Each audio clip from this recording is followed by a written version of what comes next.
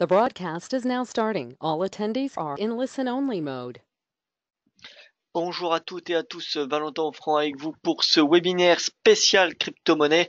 Nous sommes le lundi 19 mars 2018. Bienvenue à tous. On va commencer sans plus attendre par l'avertissement légal sur le risque. Le trading avec effet levier amplifie toujours les gains et les pertes. Un compte risque limité présente un risque de perte du capital investi. L'investissement sur compte titre présente un risque de perte en capital.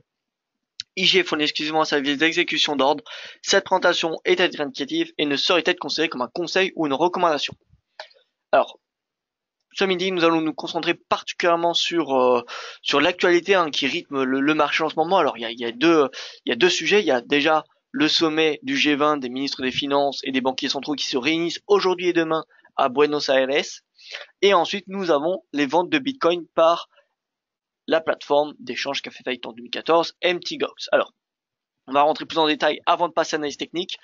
Concrètement, c'est deux catalyseurs principaux et qui font pression sur les marchés en ce moment. Le Bitcoin, si on regarde son prix, le Bitcoin reste en dessous de ses plus hauts du début d'année euh, qui ont été inscrits juste avant l'annonce de la commission financière sud-coréenne d'obliger les utilisateurs des plateformes d'échange à révéler leur propre identité, leur réelle identité et non des surnoms qui sont pour la plupart utilisés chez les plateformes d'échange. Voilà. Donc on a eu cette mesure qui impacte concrètement l'anonymat des crypto-monnaies et qui a commencé ce bear market tout simplement. Ensuite on a eu davantage de propos venant de la Chine après un premier, de nombreuses menaces tout au long de l'année 2017, mais ceux du début d'année ont rajouté une couche. On a eu, d'un point de vue mondial, une hausse des attentions de la part des régulateurs, des banquiers centraux et même des gouvernements depuis le début de l'année, ce qui entraîne le marché, ce qui inquiète de plus en plus le marché. Est-ce que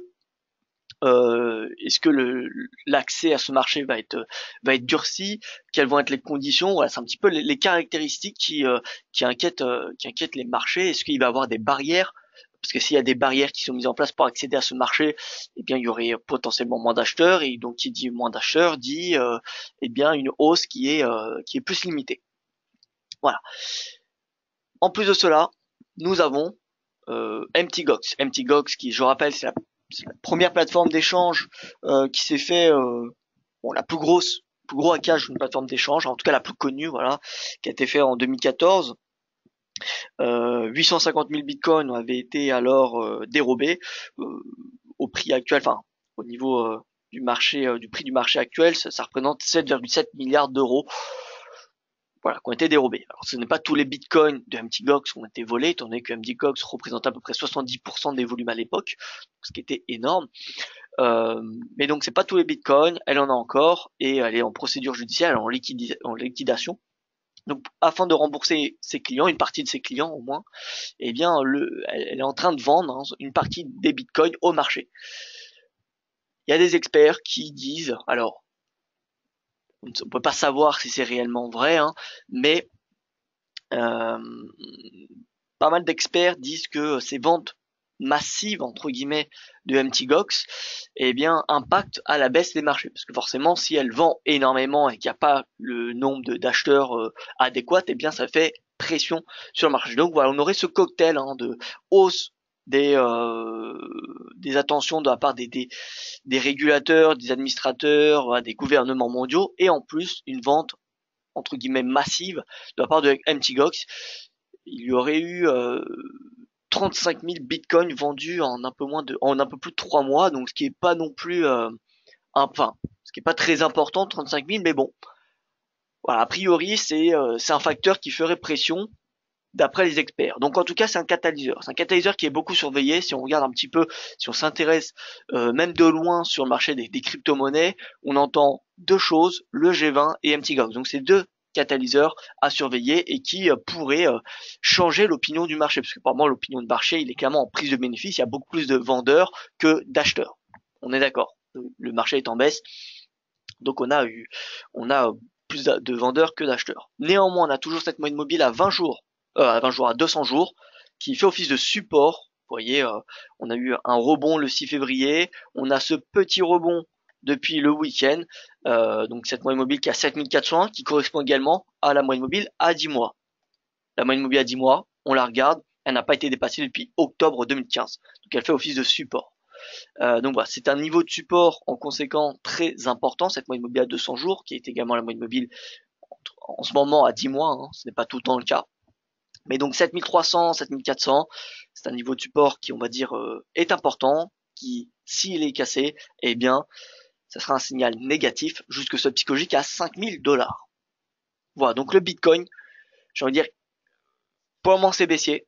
On n'a pas de rebond pour se positionner à l'achat, même si on est sur un prix attractif, on est quand même 60% plus bas que les plus hauts inscrits en décembre. Ah oui, à noter que voilà, c'est 60%, c'est une chute très importante du prix du Bitcoin. Maintenant, ce n'est pas la plus importante. Depuis 2009, il y a eu 4 chutes variant entre 30% et 92% du prix du Bitcoin. Voilà, donc c'est pas la chute la plus importante que le Bitcoin a connue.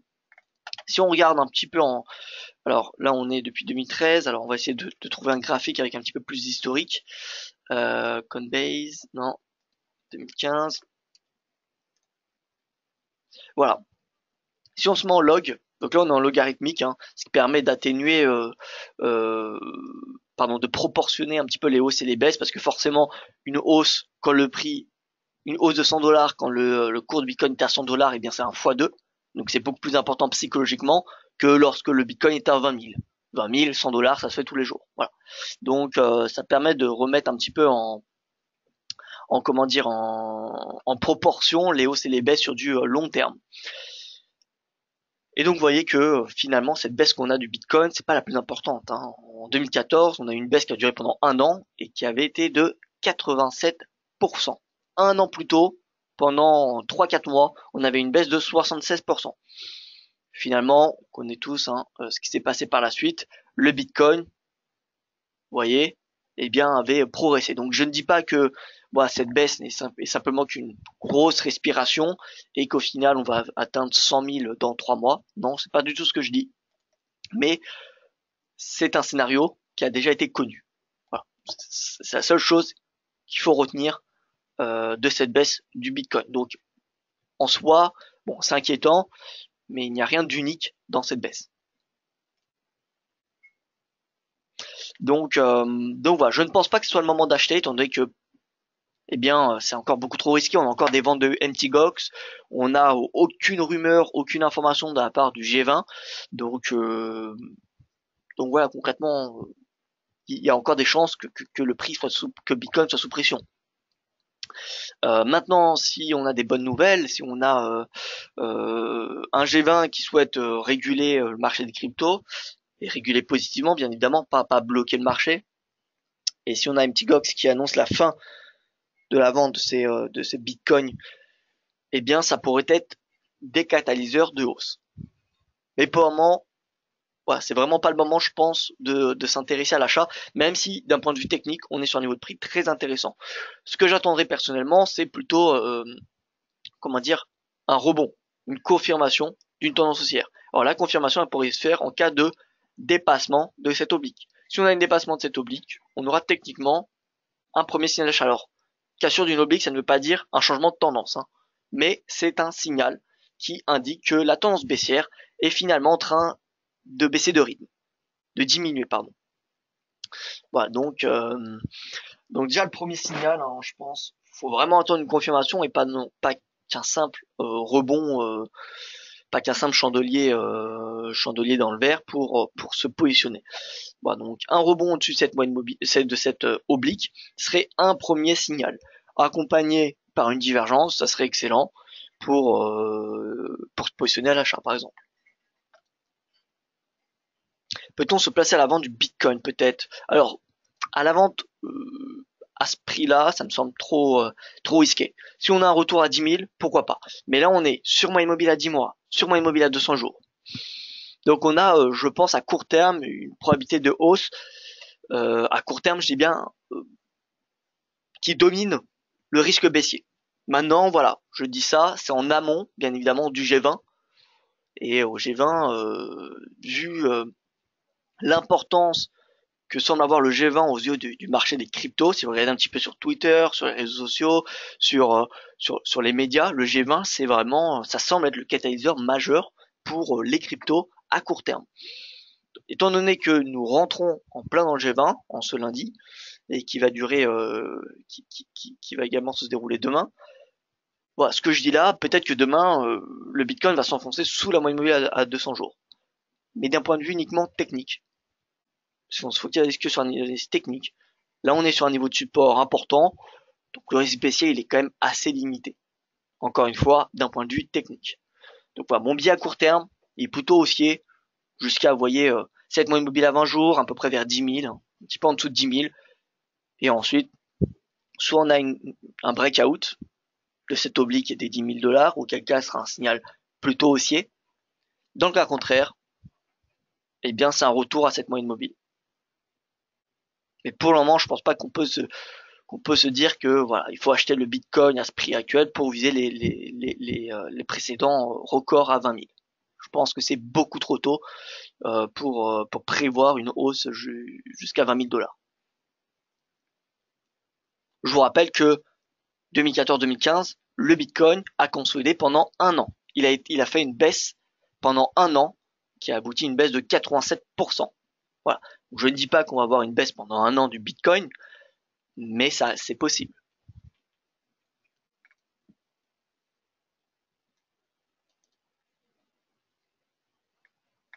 Voilà, on va regarder l'Ethereum. Alors, avant de regarder l'Ethereum, il y avait quelque chose.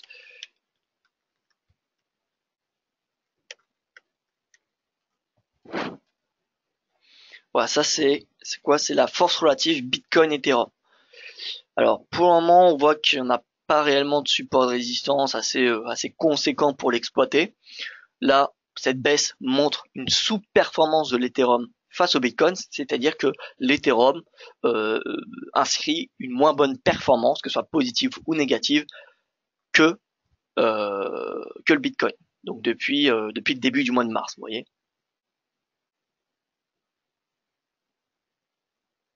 Du début décembre à février, début décembre à février, on a eu une sous-performance de l'Ethereum et depuis on a une sous-performance. Donc voilà, l'Ethereum qui sous-performe, il est à 500 $. Que faire? Est-ce qu'il faut l'acheter? Encore une fois, le psychologique, il semble très intéressant. Si on regarde l'Ethereum tout seul, si nous regardons l'Ethereum tout seul, 500 $, vous voyez que c'était une résistance en juin 2017, une résistance en septembre 2017. Après le breakout, en novembre, on a eu le pullback. Donc voilà, 500 $, c'est un fort niveau de support qui, je pense, le cours va retrouver prochainement. En fait, plus que 500 $, c'est les 400 $ qui est le prochain support majeur. Est-ce qu'il faudra acheter à 400 $? Je pense qu'il faudra attendre une divergence ou quelque chose, un signal en tout cas. Je pense de toute façon acheter un support sans signal haussier est une erreur de trading de toute façon. Voilà, c'est pas parce que le cours était sur un niveau de support qu'il faut acheter immédiatement. Il faut attendre une configuration en chandelier japonais haussière, une divergence de momentum, bref, un prix en tout cas déjà qui est en hausse, accompagné davantage de signaux, que ce soit en termes de volume, en momentum, sentiment, peu importe. Mais donc vous voyez que l'Ethereum il est en baisse et je pense que la baisse peut se prolonger jusqu'à au moins 500 $. Donc voilà, mon opinion elle est plutôt baissier sur l'Ethereum à court terme.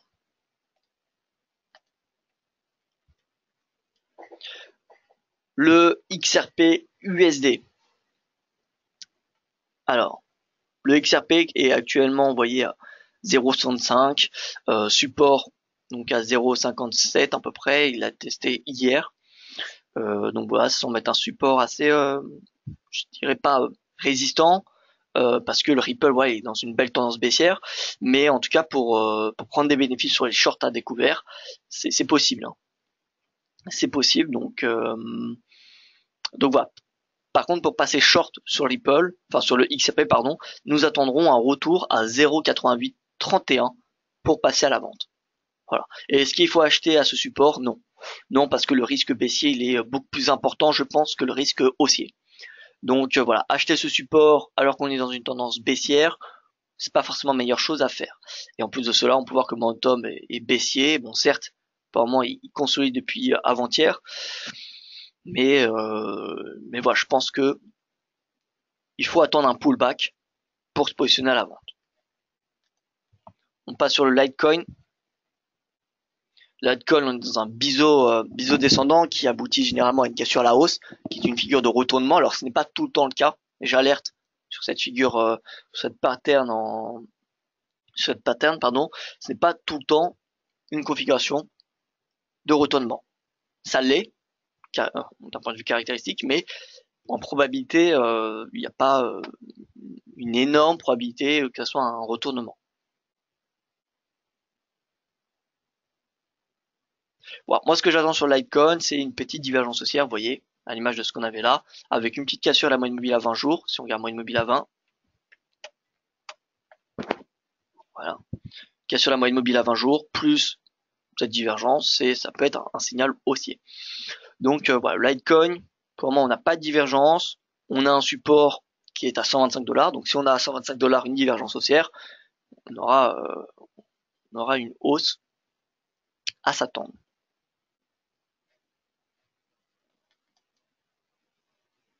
Et enfin, on va passer sur le Bitcoin Cash. Alors Bitcoin Cash, bon, il n'y a pas grand chose à dire, hein, c'est un petit peu à l'image du Bitcoin. Hein. En ce moment, on a eu le point haut qui a été réalisé mi-décembre, un point bas début février, on revient sur le point bas qui est à 842 $. J'ai plutôt un avis haussier comme le Bitcoin à court terme, étant donné qu'on est sur des niveaux de support importants.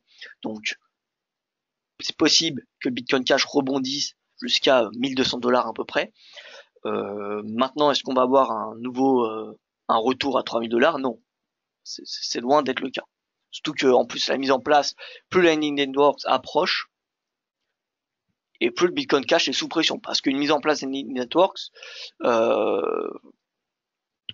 fluidifierait la blockchain Bitcoin, et donc le Bitcoin Cash ne serait pas autant utilisé, étant donné que le Bitcoin Cash est actuellement utilisé pour réduire les coûts des transferts comparé au Bitcoin. Si on fait un transfert en Bitcoin Cash, c'est en ce moment moins cher que ceux du Bitcoin classique.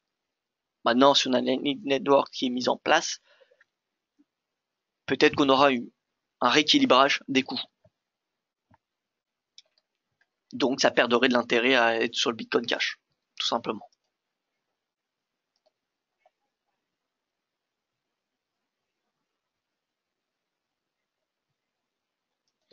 Voilà, donc si vous avez des questions sur les crypto-monnaies, n'hésitez pas à me poser. Hein. Pour le moment, j'ai fait top 5 des cryptos. Si vous en avez sur lesquels vous voulez que j'analyse, n'hésitez pas.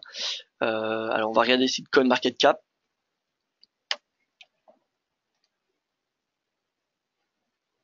Pourquoi tous les cryptos suivent le Bitcoin? Alors, je vais vous faire voir un graphique déjà.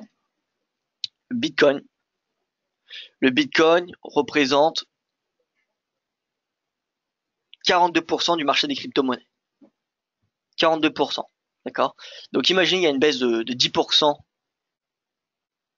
sur le Bitcoin. C'est 4% la capitalisation boursière totale du marché des crypto-monnaies qui a fondu, tout simplement. Donc ça entraîne l'ensemble du marché. Et si on a un marché qui est baissier, eh bien les investisseurs vont plutôt se focaliser à la vente. C'est un petit peu comme, regardez, si vous êtes un investisseur sur les marchés actions, d'accord, et vous avez le Dow Jones qui est en baisse, d'accord, le Dow Jones qui est en baisse parce qu'on a des valeurs qui sont en baisse, d'accord. Donc si le Dow Jones est en baisse, vous allez plutôt vous concentrer à prendre des bénéfices ou à vendre à découvert plutôt que d'acheter des actions. Des actions qui sont bien évidemment dans le Dow Jones. On est d'accord. Parce que la tendance de fond de l'indice est baissier. Un indice, c'est fait pour donner un sentiment du marché. Si on regarde par exemple la capitalisation boursière des cryptos sur 3 mois par exemple, vous voyez qu'on a une tendance baissière sur le marché des cryptos. Donc tendance baissière sur le marché des cryptos, le marché va plutôt se focaliser sur prendre des bénéfices, sécuriser les gains, voire shorter à découvert pour ceux qui sont sur le futur ou sur des CFD, plutôt que de se positionner à l'achat. Maintenant, si demain on a un marché des cryptos qui est en hausse, et puisque le Bitcoin c'est la crypto qui a la part la plus importante dans le marché des crypto-monnaies, donc si on a une hausse du Bitcoin qui pourrait être générée par le G20 ou par MT, enfin par la fin des ventes de MTGOX, ou alors plus spécifiquement par la mise en place de Lightning Networks et qui fonctionne. Si on a Lightning Network qui fonctionne, Segwit qui est adopté par tout le réseau, parce qu'en ce moment, vous savez que Segwit a été voté en août, mais il y a à peu près 30%, il me semble, alors chiffre à vérifier, mais il me semble qu'il y a un 30 voire 40% de Segwit qui a été adopté par le réseau, donc ce n'est pas beaucoup. Voilà. Donc finalement, si en fait on a des catalyseurs justifiant une hausse sur le Bitcoin, donc le Bitcoin progresse, ça va augmenter fortement la captation boursière du marché total. Donc en fait, ça va augmenter, ça va faire progresser l'indice. Et si l'indice crypto progresse, on aura bien évidemment des flux sur l'ensemble des cryptos. Voilà, donc le Bitcoin a bien évidemment une part importante, un point important sur le marché des cryptos. C'est comme si vous regardez un petit peu Apple, qui est l'action dont la captation boursière est la plus importante. D'accord? Eh bien, Apple, si l'action Apple est en baisse, on aura le marché, on aura le Nasdaq, on aura le Dow Jones, qui aura tendance à avoir du mal à progresser, voire même baisser. Et si le Nasdaq est baissier, eh bien le marché, les investisseurs vont plutôt se focaliser à la vente plutôt qu'à l'achat, parce que le marché il est en baisse. Voilà.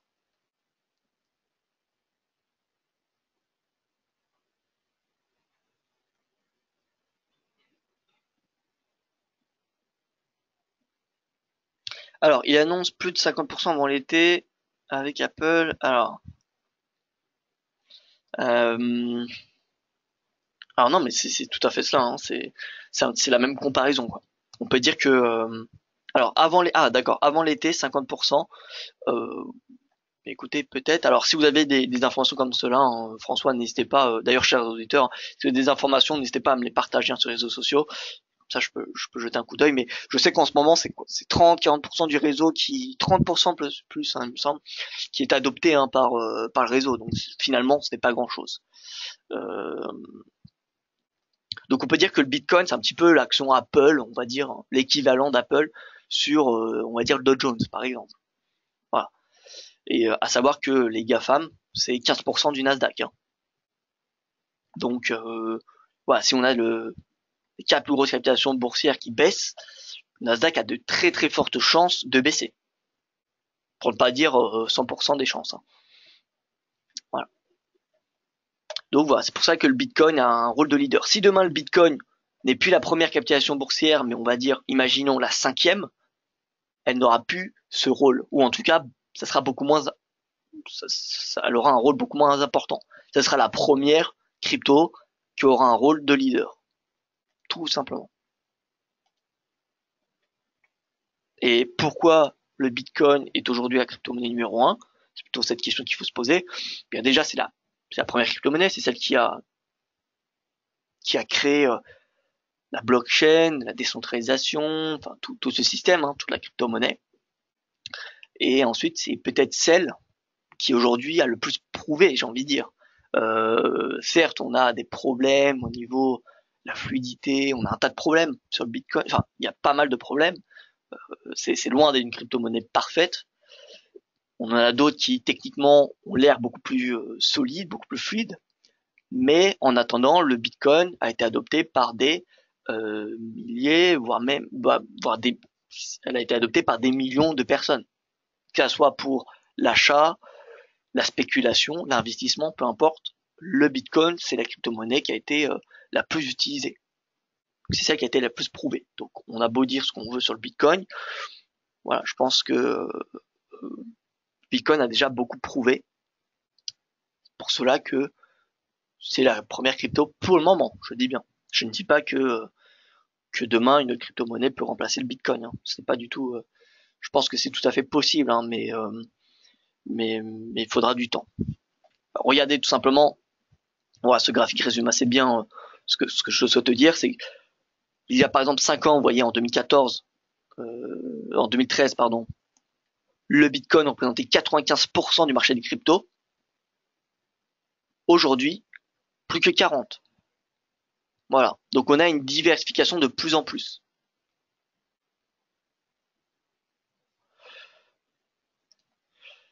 Et voilà, écoutez. Moi j'ai fait le tour du marché. Je vois qu'il n'y a plus de questions. Je n'ai plus rien à ajouter. Donc en clair, prudence sur le marché avec le G20 et MTGOX. Chez DFX, on va rester attentif. Il y a un article qui va sortir d'ici quelques minutes pour, enfin, on va dire 1 heure, pour résumer un petit peu tous ces propos concernant le G20 et MTGOX. Je n'hésiterai pas à vous tenir au courant sur les réseaux sociaux et sur le site DailyFX. Donc voilà, n'hésitez pas à jeter un coup d'œil. Et, et voilà, soyez prudents. Je ne pense pas que ce soit le moment de rentrer à l'achat ou à la vente sur les cryptos en, en ces 2 jours du G20. Donc voilà, je pense qu'il faut plus être observateur et attendre qu'on ait des réels signaux euh, pour, euh, pour vraiment prendre des décisions. Voilà, donc merci à vous, je vous remercie pour votre attention, je vous souhaite une excellente journée et je vous dis à demain pour mon prochain webinaire à 9 heures française, hein, comme tous les jours, pour mon webinaire sur tous les marchés, hein, à part action. Nous faisons indices, forex, crypto, matières premières. Donc voilà. Excellente journée à vous et à demain.